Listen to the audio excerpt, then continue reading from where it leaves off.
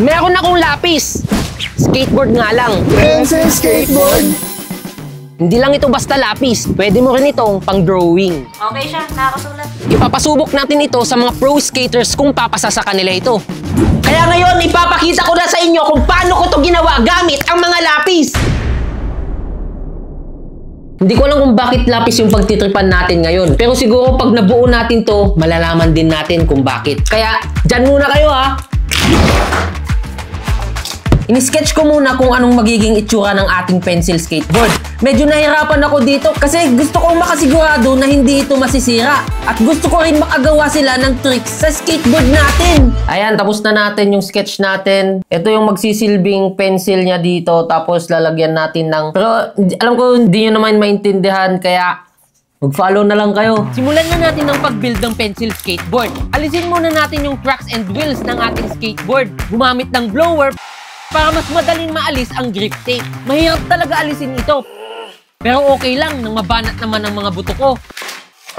Lihain ito para hindi malagkit ang deck natin. I-layout natin yung hugis ng lapis sa deck. Pagkatapos, lagarin natin ito para mas mabilis. Oh, di ba? Then pakinisin natin para walang sabit. Yung! Ayan guys, mukha na siyang lapis at oras na para idikit ang mga lapis. Let's go!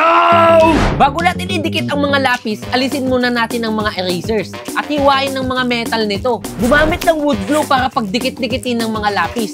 Ilagay ang mga lapis sa tamang ayos para malinis tignan.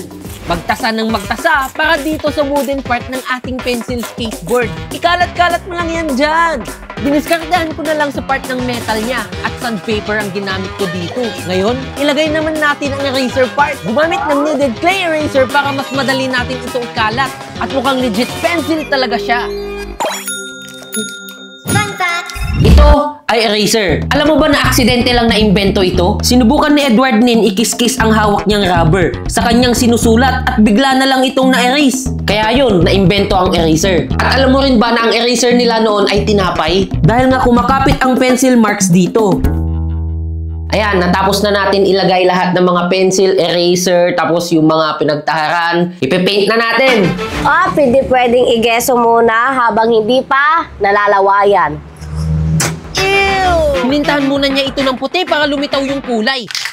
Spray paint naman ang ginamit niya sa body part ng pencil skateboard. Yan! Ang angas, di ba? Baka Artea Studio yan! Oh, tapos! Ayun oh! Napakaganda talaga ng ginawa ni Artea. For finishing touch, lalagyan na natin siya ngayon ng fixative. First, you need to shake it. Shake it. Shake it. Nilagyan nga pala natin ito ng fixative para protektahan yung paint at di ito basta-basta matatanggal. Ayan, malapit na mabuo. Butasan na natin at ilagay na natin ng gulong. Bang! Tapos na nga ang ating pencil skateboard. Bago natin sakyan, syempre subukan muna natin kung nakaka-drawing o nakakasulat nga ba ito. Syempre pencil ito eh, so kailangan natin i-try. Tara! Uy! Uy! Uy! Bakit nakakasulat yan?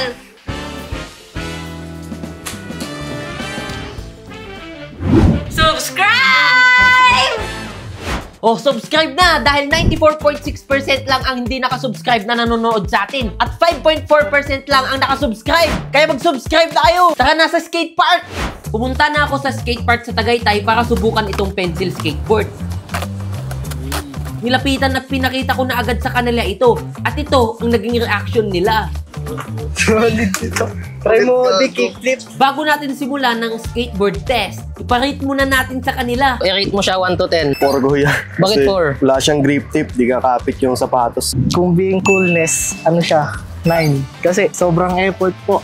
Mga 7 po. Pero astig siya. Buha talaga sa pencil. Pinagtasan. Spambora din. Sa tingin mo makakagawa siya ng isang trick? Makagawa naman po. Uy, kaya daw oh!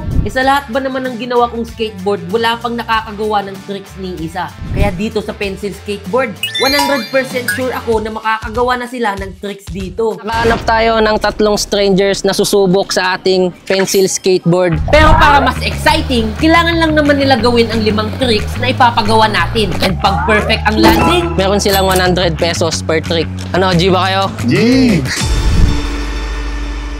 Mauna na si Kuya Rodrigo. Ilang tricks kaya ang magagawa niya? Ah, sayang.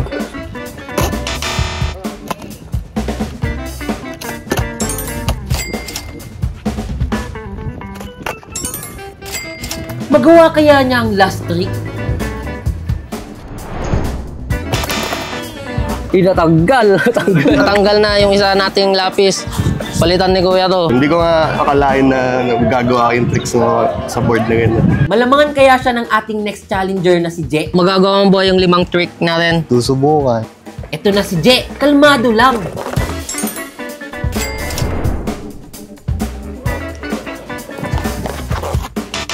Uy, sayang!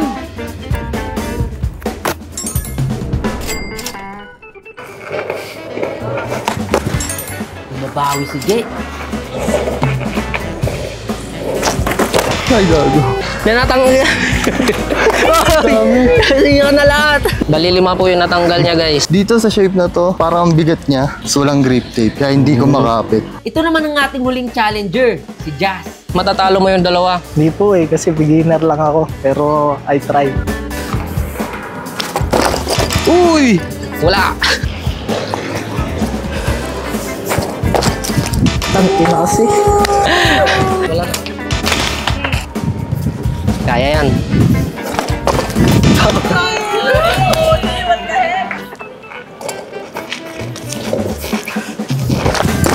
Oh! Halika dito. Wala kang nagawa, tapos sinira mo pa. Kahit hindi ko nabuo yung mga tricks, at least nakakatch ko pa rin po. Then nadadrag lang ako. Masaya ka naman. Masaya. Dahil dalawang nagawa mong trick, meron kang 200 pesos. At ikaw naman, wala kang nagawang trick, meron ka pa rin consolation prize, 100 piso. At dahil ang nanalo sa atin, nakagawa siya ng 3 trick. Kung sino yung pinakamaraming nagawa, kita times 2 natin yung premyo niya. Meron siyang 600 pesos.